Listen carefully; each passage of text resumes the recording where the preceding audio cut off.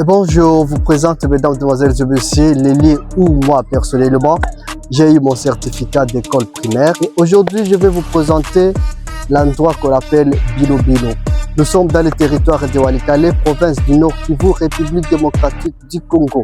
C'est ici où j'ai eu mon certificat d'école primaire.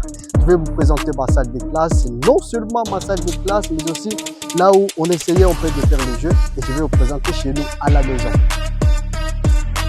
Après avoir quitté la classe de 5e année primaire, nous sommes venus ici.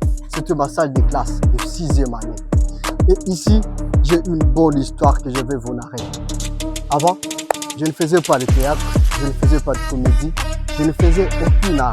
Mais c'est ici que l'enseignant m'avait choisi pour la première fois pour que je récite à ma mère.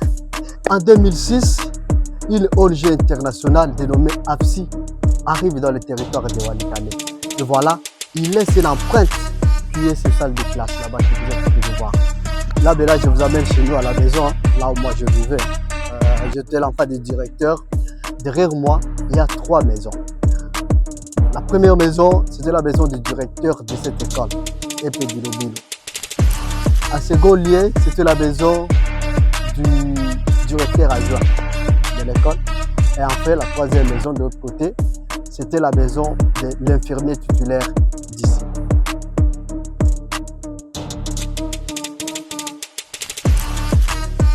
Ici, c'était notre endroit habituel.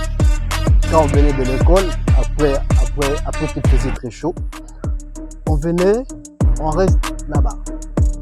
Ce qu'on faisait, c'était quoi au juste? Papa mettait de la musique.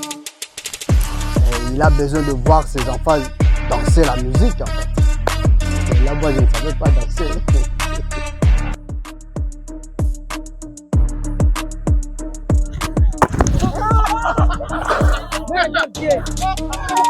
Bon, en fait, ça, c'était pour nous une habitude chaque soir. Quand on était là, on faisait du sport. Et quand on faisait du sport, c'était pour que notre muscle soit beaucoup plus en mouvement.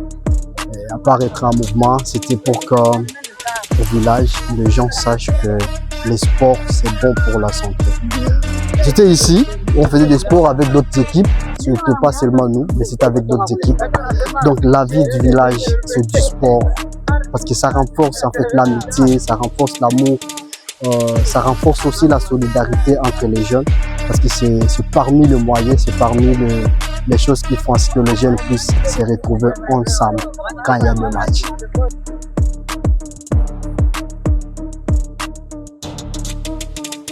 Chez nous, on était toujours habitués de manger tout ce qui se présentait.